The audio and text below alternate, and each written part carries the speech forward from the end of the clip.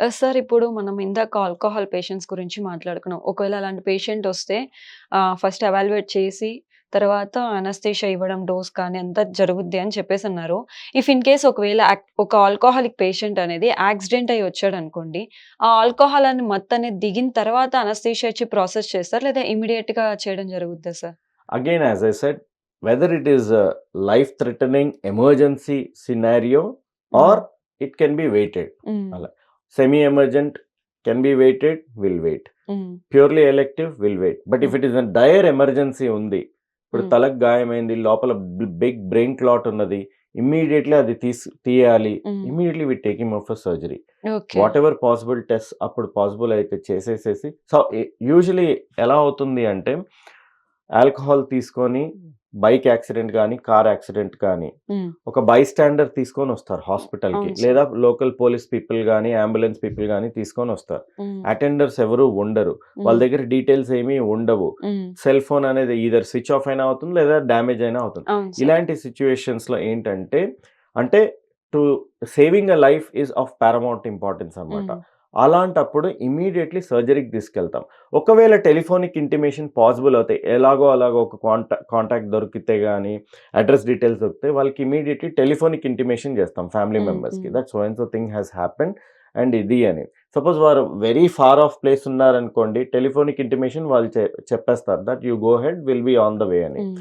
Suppose వాళ్ళ దగ్గర ఉన్నారు, we wait till they come. ఒక 15 మినిట్సో, 30 మినిట్సో వచ్చేంత వరకు వెయిట్ చేసి, వాళ్ళకి ఇన్ఫర్మేషన్ ఇచ్చేసి, కౌన్సెలింగ్ చేసేసి, అసలేమైంది, ఏంటి అనేది చెప్పేసేసి, సర్జరీ చేయకపోతే ఏంటి నష్టము, సర్జరీ చేసిన తర్వాత ఎలా ఉంటుంది సినారియో హ్మ్. అవన్నీ చేసి then we take him for surgery అని. సార్ యాస్ అనస్థీషియా డాక్టర్‌గా మీకు చాలా సర్జరీస్‌కి చాలా different types of anaesthesia doses అనేది ఉంటది.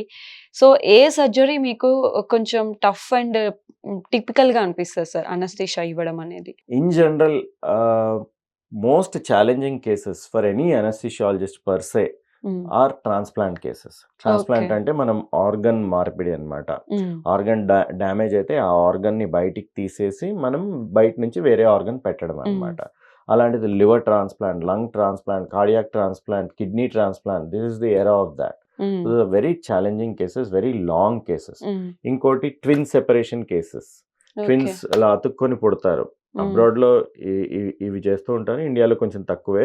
Twin separation cases almost go for hours and hours అవును అన్నమాట. Sir. So they are also very, very challenging cases. Hmm. In my career if you ask me, ah, robotic pheochromocytoma surgeries అన్నమాట. హ్మ్. ఇదేంటి అంటే pheochromocytoma cases ఏంటి అంటే, మనకి kidney దగ్గర గ్లాండ్ ఉంటుంది. దాన్ని అడ్రినల్ గ్లాండ్ అంటాం. ఓకే. ఆ అడ్రినల్ గ్లాండ్ పని ఏంటి అంటే, మనకి important hormones in the body basically to sustain మనము లైఫ్‌లో సస్టైన్ చేసే హార్మోన్స్ అదే రిలీజ్ చేస్తుందన్నమాట. అడ్రినాలిన్, నార్ అడ్రినాలిన్, స్టీరాయిడ్స్ ఇవన్నీ.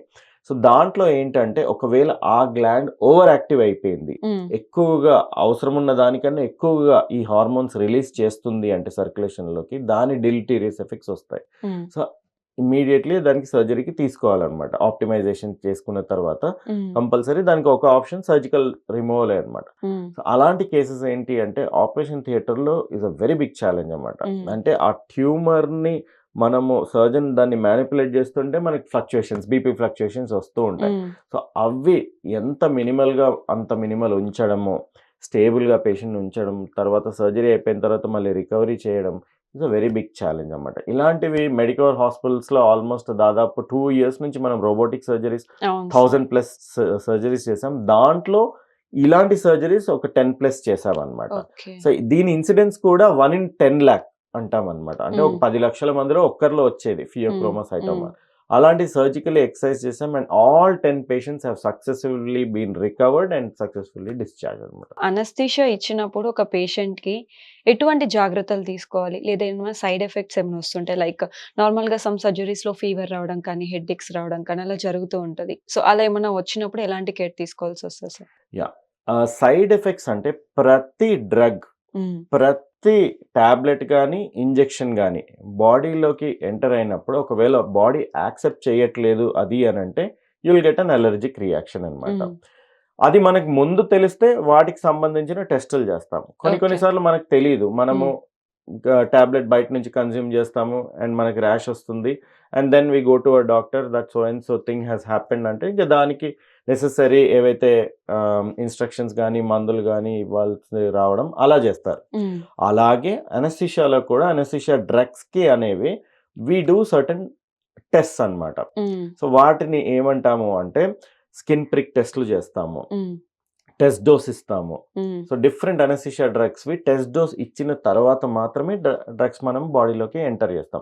ఓన్లీ ఎమర్జెన్సీ సినారియో తప్ప, emergency scenario because you do not have that time to do all that.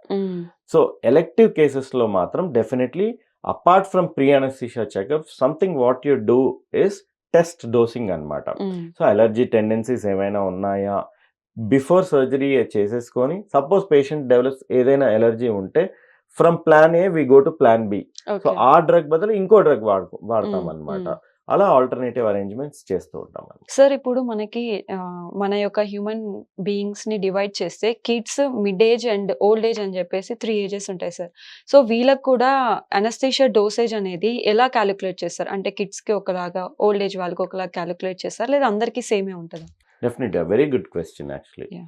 C anaesthesia basically per se పర్సన్కి ఇవ్వాలి అంటే మోస్ట్ ఇంపార్టెంట్ థింగ్ చూసుకునేది ఏంటి అంటే వాళ్ళ ఏజ్ గ్రూప్ ఏంటి, మేలా ఫీమేలా ఏంటి, అసోసియేటెడ్ ప్రాబ్లమ్స్ ఏంటి, అండ్ అది paediatric age group, middle age group, geriatric age group definitely considerations చేయాల్సిందే. పీడియాట్రిక్ ఏజ్ గ్రూప్లో most important challenging thing what we do is per KG body weight dosing చేస్తాం అన్నమాట. సో వాళ్ళ వెయిట్ ప్రకారం dosing ఇవ్వడము. And ఇంకో aspect ఏంటంటే పీడియాట్రిక్లో మీకు ఇప్పుడు అడల్ట్స్ లాగా వాళ్ళు మన మాటలు వినడం కానీ, మనం ఏదైతే చెప్పడం కానీ, ఏదైతే అడగడం కానీ, వాళ్ళు చేయడం కానీ జరగదు. పీడియాట్రిక్ అసలు మీరు డాక్టర్ ఫేస్ చూస్తేనే ఏడుస్తారు పిల్లలు. సో వాళ్ళని మోస్ట్ ఇంపార్టెంట్ ఎసెన్షియల్ థింగ్ ఏంటంటే పీడియాట్రిక్ చైల్డ్ గ్రూప్ పేషెంట్స్ని ఫస్ట్ వాళ్ళ కాన్ఫిడెన్స్ని విన్ అవ్వడం. సో వాళ్ళతో కొద్ది టైం మేము స్పెండ్ చేస్తాం అన్నట్టు. ప్రీ అనస్థీషియా చెకప్ చేంబర్లోకి వచ్చినప్పుడు వాళ్ళతో ఒక 10-15 మినిట్స్ పిల్లలతో గడుపుతాం. అసలు ఏంటి హాయ్ హలో అది వాళ్ళలో కలిసిపోతాం అన్నమాట. దాని తర్వాత వాళ్ళ కాన్ఫిడెన్స్ విన్ అయిన తర్వాత పేరెంట్స్కి ఎక్స్ప్లెయిన్ చేస్తాం what is going to happen and ఈ సర్జరీ అవసరం ఏంటి, అండ్ ఈ సర్జరీకి ఎలాంటి టైప్ ఆఫ్ అనస్థీషియా ఇస్తాం, and after anaesthesia, after surgery, after anaesthesia what are the sequelae. So operation theatre day రోజు వాళ్ళు వచ్చినప్పుడు వాళ్ళ మళ్ళీ ఒకసారి బ్రీఫ్ రివ్యూ ఉంటుంది. లైక్ ఫాస్టింగ్ ఉన్నారా లేరా. పీడియాట్రిక్ ఏజ్ గ్రూప్లో fasting is very very important. Fasting per se for any surgery is mandatory. Paediatric age గ్రూప్లో కూడా ఫాస్టింగ్ అనేది చాలా ఎంఫసైజ్ చేస్తాం అనమాట. ఎందుకు అంటే ఓవర్ యాంగ్జైటీ తోటి ఈదర్ మదర్ కానీ గ్రాండ్ మదర్ కానీ పిల్లాడు ఏడుస్తున్నాడు అనగానే ఫీడ్ ఇచ్చేస్తారు. ఆ ఫీడ్తో ప్రాబ్లం ఏంటంటే మేము అనస్థీషియా అండర్ టోటల్ అన్కాన్షియస్ స్టేట్లో చేస్తాం కాబట్టి మనకు పొట్టలో ఏమైనా ఫుడ్ ఉందనుకోండి అది రీగర్జిటేట్ అవుతుంది, అది బయటికి వచ్చేస్తుంది. అది బయటికి వచ్చేసేసి మోస్ట్ ఇంపార్టెంట్ రిస్క్ ఏంటంటే ఆస్పిరేషన్ అంటాం, అది లంగ్స్లోకి వెళ్ళడం. సో అలాంటివి వస్తే నిమోనియా డెవలప్ అవ్వడం చాలా డిఫికల్ట్ సిచ్యువేషన్స్ అనమాట. సో అవన్నీ ప్రివెంట్ చేయడానికి ఫాస్టింగ్ ఈజ్ మ్యాండేటరీ. సో పిల్లల్లో డబుల్ చెక్ చేస్తాం కంపల్సరీ, సో ఫాస్టింగ్ ఉన్నారా లేరా అని.